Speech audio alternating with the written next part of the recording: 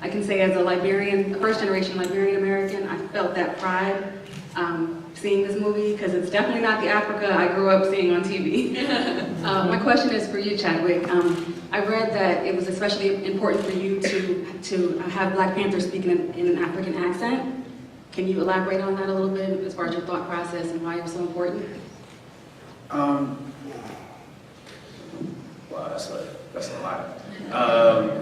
I try to be as quick as possible.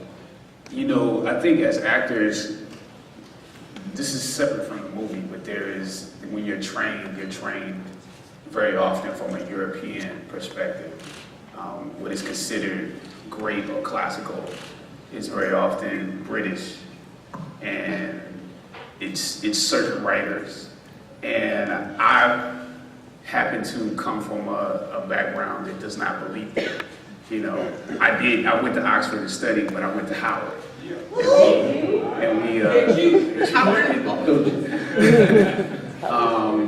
And we were taught to respect our writers and our classics just as much, and believe that it takes the same skill level and same technique, and sometimes techniques that are a little bit different, to pull that off.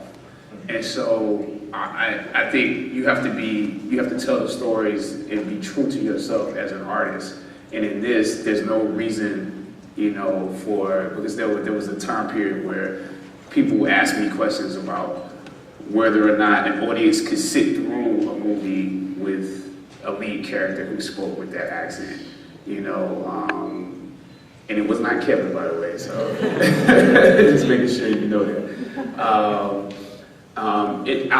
People outside of Marvel as well. And so I became adamant about the fact that that is not true. That the intonations and melodies inside of an African accent are just as classical as a British one or a European one.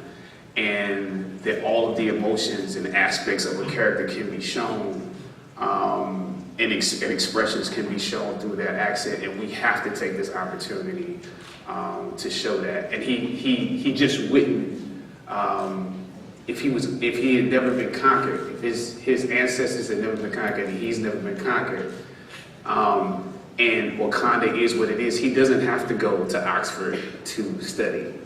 He doesn't have to go to Cambridge or Yale or any place to study. He actually got his education at home, and he would not then assimilate a language that is the colonizer's language in order to speak to his people.